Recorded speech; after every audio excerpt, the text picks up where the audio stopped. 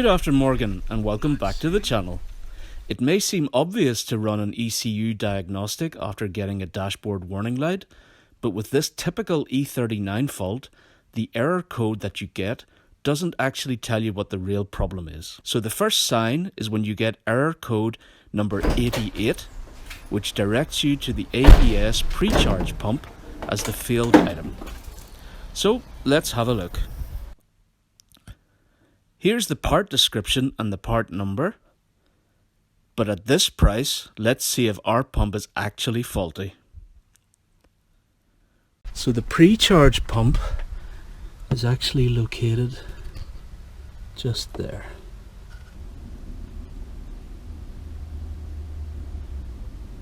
And we'll know if it works because when we put the ignition on, you should be able to hear it buzzing.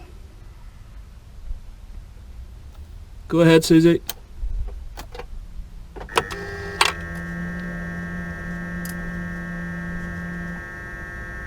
And that's the noise we expect when the Precharge pump is working. So it must be another problem. Now let's look at the part description for the next possible failed part.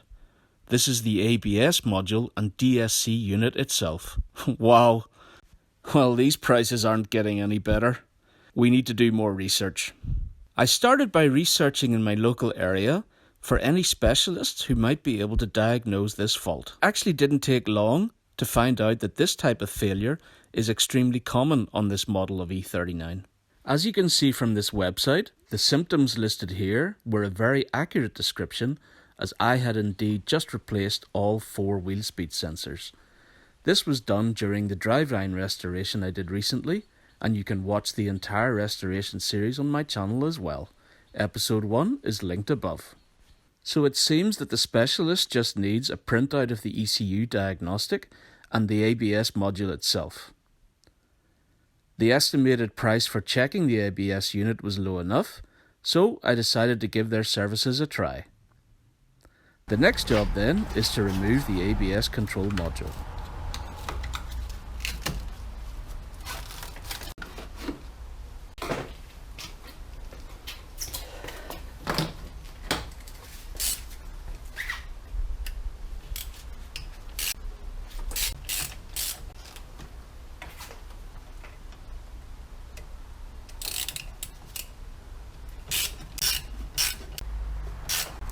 So it's a T20 Torx bit, 6 screws, plus the ECU connection. Obviously the battery's already disconnected, and it should just be a matter of loosening these screws and pulling the ABS ECU out. So first of all, let's not try and lose any screws. Give a safe location. It looks like the modules are already trying to escape.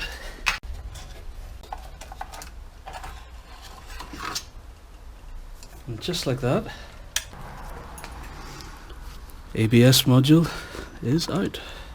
So the problem appears to be a bad connection within the ABS ECU itself.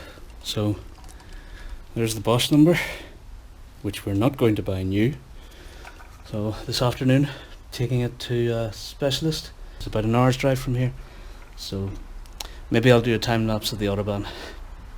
Hey bro, hopefully you can hear this. I'm on loudspeaker because I'm driving to 0.5 degrees. I'm driving to the ECU repair place, and I guess I need to program sat-nav. So I'm just leaving you a message rather than calling you, and then a voice message, and then I'll meet you after I drop the ECU off, and maybe I'll film some of the Autobahn for my YouTube channel for all these lovely people watching this video. And maybe they'll get a feeling of what it's like to drive in Germany in the winter. So I'll see you soon, and stay safe.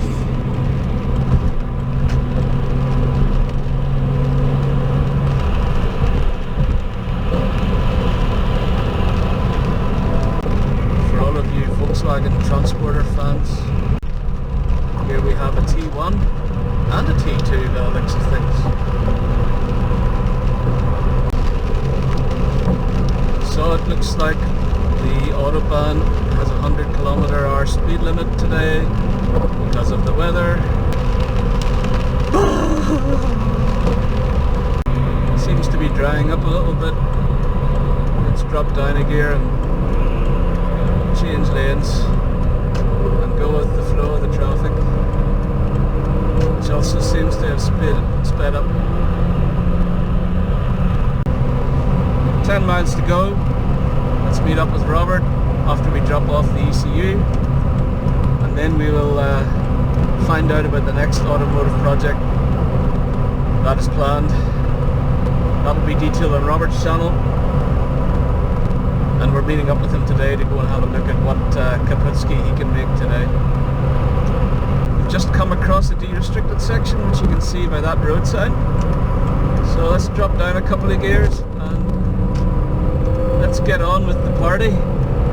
Maybe the next 10 miles we'll go past a little bit quicker.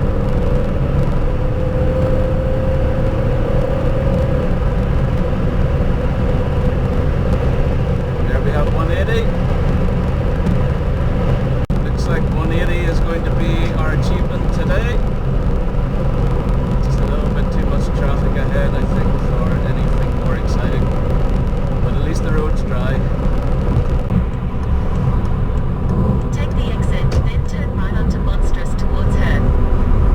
The Autobahn section of the journey is complete, at least the journey there. Actually, Hurt is where Robert's secret project is. At the roundabout, take the first exit onto Dr. Gottfried Kremer Alley.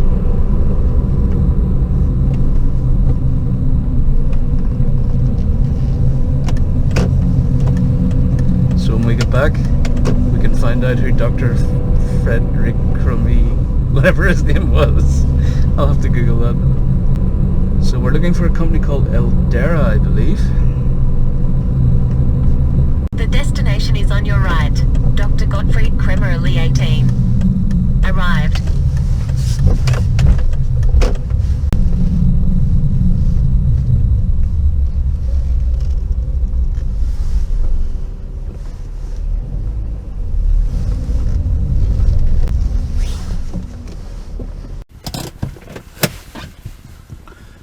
And we're back. Another day. Maybe you can tell because I've been lazy this week and haven't shaved. Approximately a week later from when we dropped the old ECU off, and the company Eldera have managed to fix the problem. I have the receipt here, but you can see there are a couple of security tabs and the date on which the repair was made.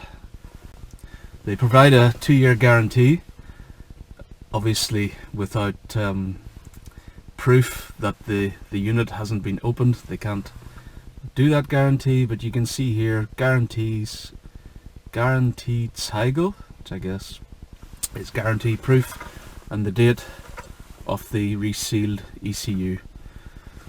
So we're going to go and fit that shortly, and according to the receipt there were many electrical failures in the board, the ECU board.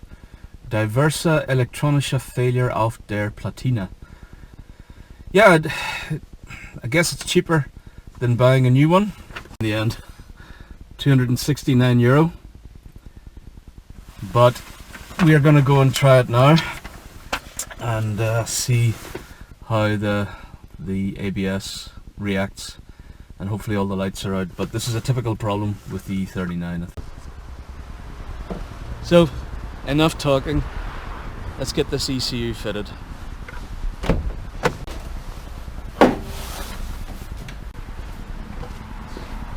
Seems to be a little bit tricky. Oh, there we go. So now we have to find the screws on there.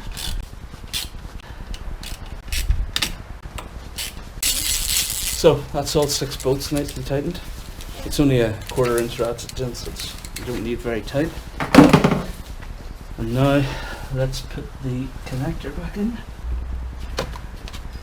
Push that down and then slide that, and that locks it in place. Anytime you're working on electronics, you should always disconnect the battery. Yeah. So we'll reconnect the battery and then start her up.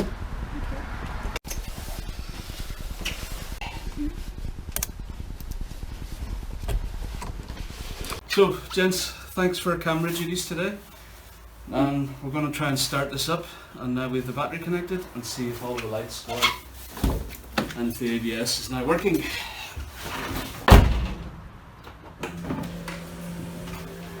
Point the camera at the dash. So brake light, ABS, all went out. Let's start it now and see.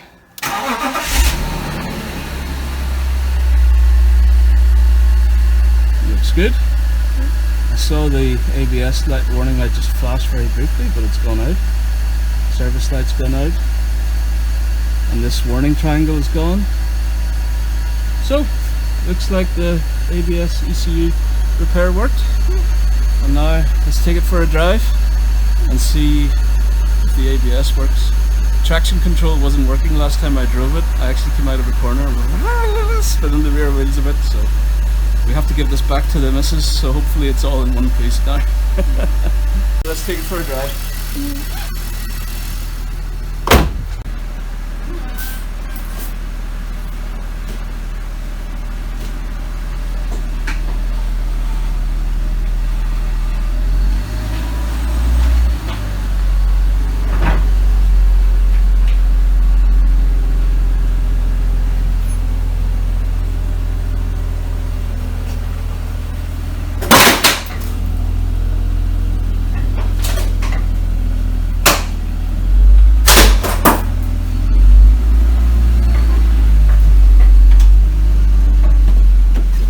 Just driven over my screwdrivers. I was like, what was that? Screwdriver set. Keep recording.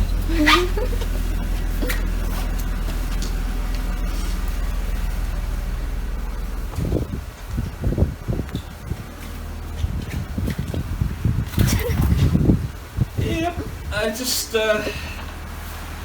destroyed my bollocks. So what did we Kapitsky today? My screwdriver case. I've had this for 15 years!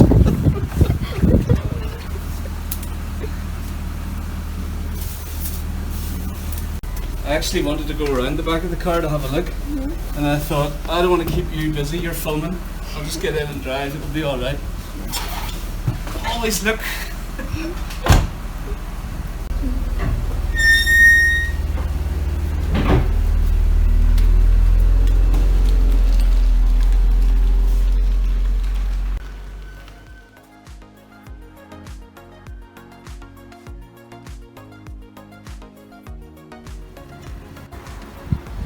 Repaired, ABS ECU installed, tested, car run up to temperature, all lights are off, but what I did notice was there was quite a lot of heat still coming from the exhaust, and to try and prevent this happening again, fabricated up a small heat shield with some safety edging, bolted into place with an existing heat shield, and should form a protective heat barrier to the repaired ECU module. And looking at the engine bay, yep, nice and dusty, but this is a daily heat shield. Doesn't look completely out of place.